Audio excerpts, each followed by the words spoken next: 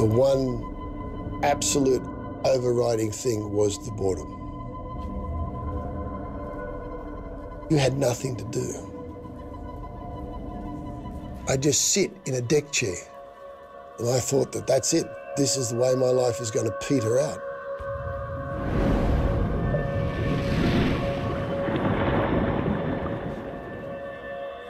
And then one day I was sitting in the yard, and a guard came over and... You! Get up! Come! Where am I going? No more questions. Nothing prepared me for what happened next in Bunk 1 prison.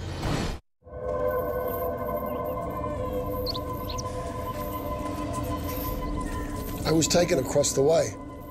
Instantly, the place felt different. It was quiet. It was quite surreal. And then I walked into a flower garden. There was a long dining table. There's a bunch of prisoners from various nationalities, all nicely dressed, watches, jewellery. And they're eating steak and chips that are being served by a servant. It's ridiculous. Take a seat. I think you probably know what we do in here. There's only one way that they could afford all of that. They had to be dealing drugs. And then they inquired as to whether I had any contacts in the drug world in Australia. I hadn't heard from Fredy. I had no idea how to contact him, so I wasn't going to be of any value to their business. No, sorry. I see. But they said, well, you're here anyway. We'll find a way for you to be valuable. I don't know what they liked about me. I guess I was just a novelty. It wasn't any more than that. I knew I was going to tap into this new group. I was going to find a way. I'd find a way to be valuable. It was just another sales job now.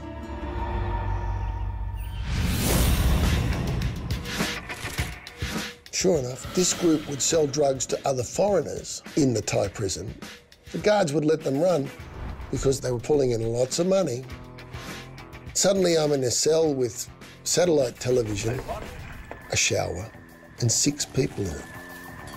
It was the ultimate luxury. And if that meant that these people around me were going to sell heroin, so be it. Did it bother me? Not in the slightest. None of us were here for being choir boys. It wasn't a risky endeavour because the people who were enforcing the rules were involved. And that worked really well. For years.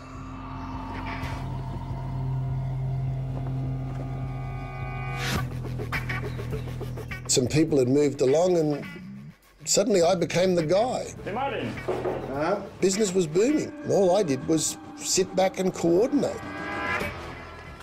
I didn't actually have to get my hands dirty. I just had to tell people what they were going to do, and they did. Hey, it's me. We pretty much ran the joint. We decided to do a little rebuilding, and we did our own little development. We put up a new row of what we called our condominiums. And we had nice tiles on the floor and hot and cold running shower.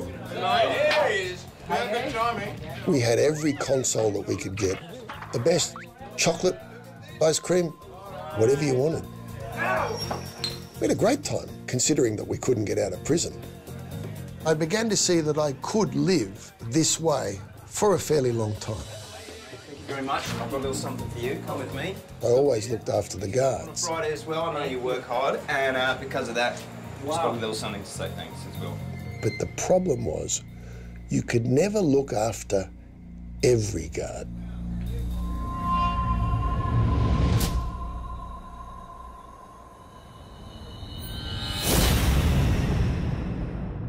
All of a sudden, out of the blue one day, everything comes crashing down.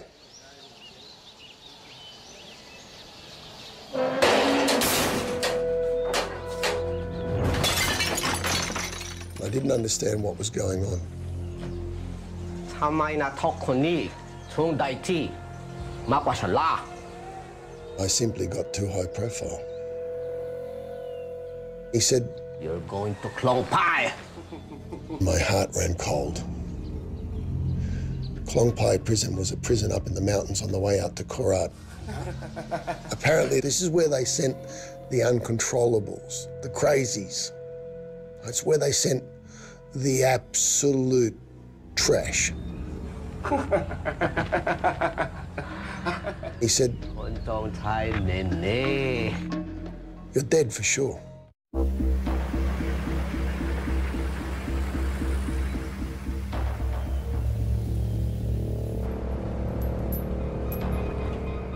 It wasn't just a matter of having the shackles back on. It was having everything taken away. I'd spent 10 years getting organised and building up stuff and having contacts. So I had to go back to absolute zero again. It was terrible.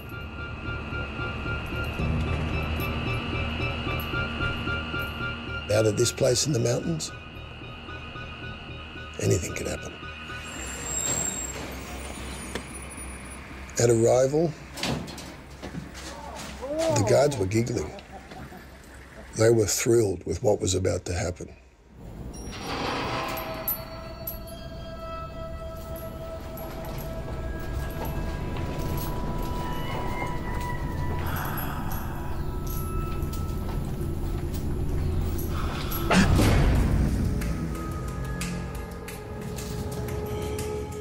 I noticed some prisoners who had tattooed faces.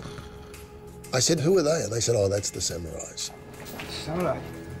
A junkie who's HIV positive and he'll never live to get out of prison. So he makes his living in prison by doing whatever's necessary. Whether that's killing somebody or whatever he needs to do. I knew I'd have to defend myself every single day in this new place. I knew that I would not be able to relax ever.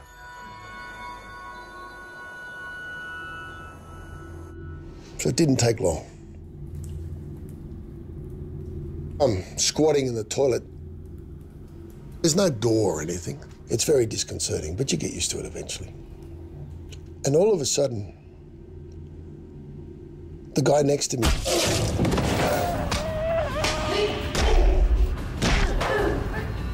someone was smashing his head in with a piece of 4x2 wood.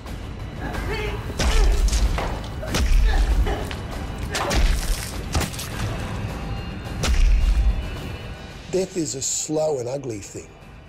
Death doesn't come quickly. I heard them yell, it's the wrong guy.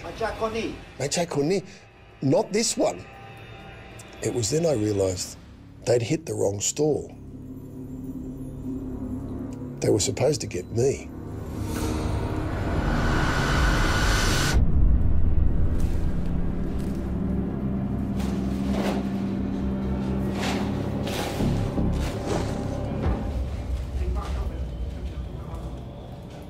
It was pretty close.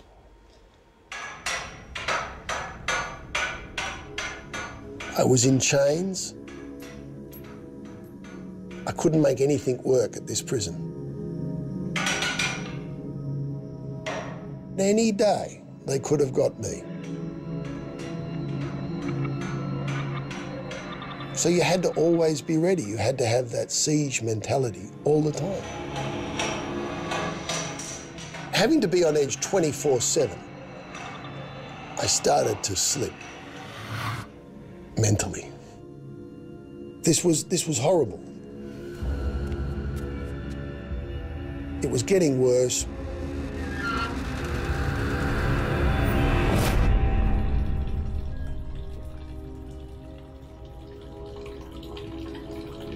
There was no solution. I started to slip into insanity.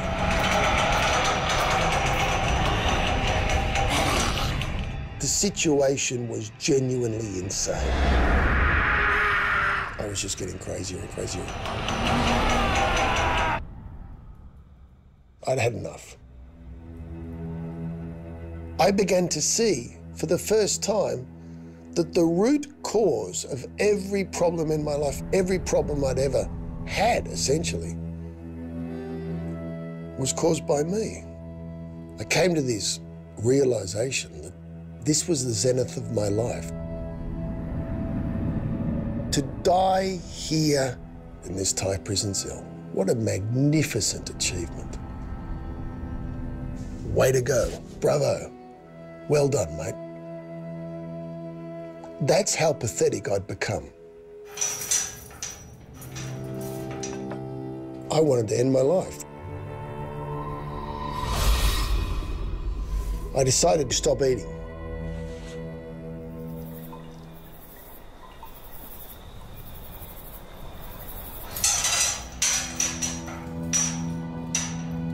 Oh. The guards didn't think I was serious when I started it. I was deadly serious. I'd made a decision, and I knew I could see this through.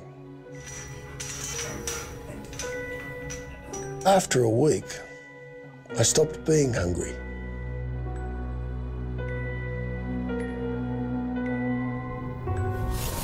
After about 3 weeks, I was now losing 1 kilogram a day.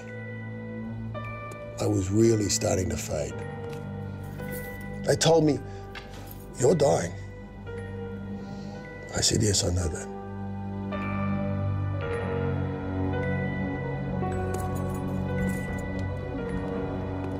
I'd made a decision, and I was going to die.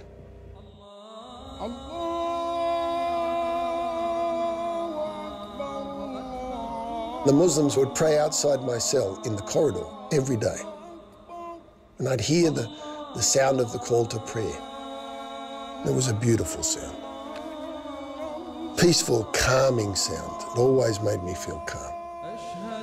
I knew that I could see this through. And then one day, I look outside my cell, and there's a little Pakistani man sitting directly at the front door.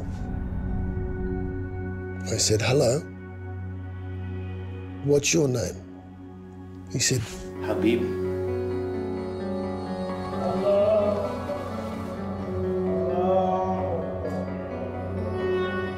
The next day, Habib was there again, and this time he had brought me some coconut juice.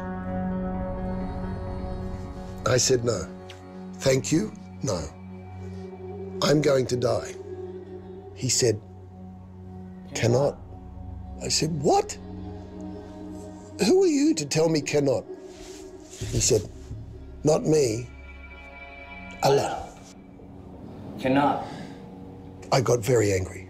I sent him away. Get out of here, talk of religion. The next day, he was back again. And then he opened the Quran and he showed me a passage that said, "Thou shalt not kill yourselves. You don't have the right." Habib would talk to me more and more, and suddenly I started listening to him. And Habib was always there every day. He would keep saying over and again, You don't have the right. You don't have the right. You don't have the right to do this. The morning of the 31st day of the hunger strike, I woke up and I couldn't see. My eyes didn't work anymore. I knew my eyes were open and I could not see.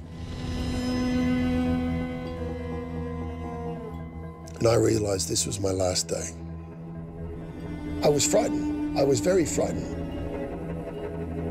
So I had a choice. I had to decide to die or to live. And as I was making this decision, I kept hearing Habib's voice. "You don't have the right to do this." And he was absolutely correct.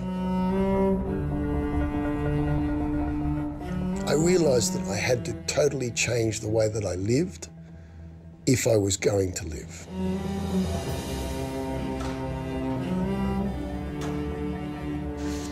So I decided to end the hunger strike and to become a Muslim.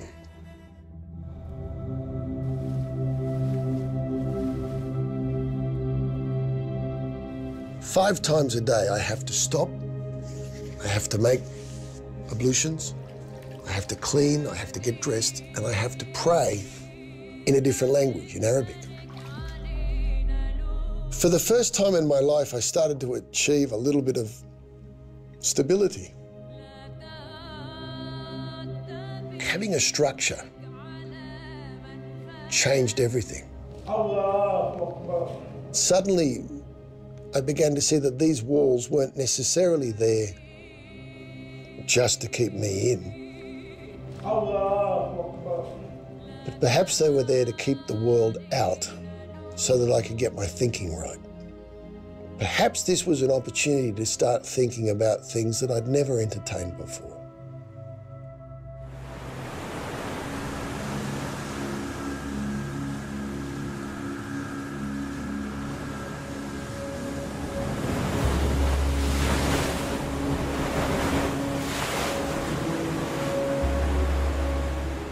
I did 21 years, 363 days.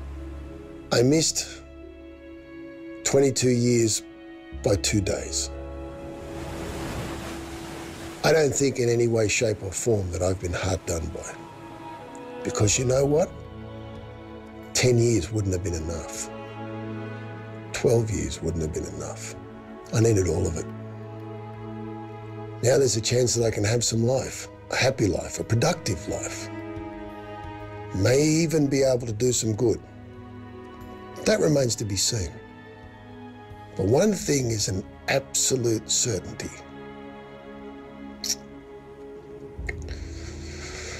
I'll never be a criminal again.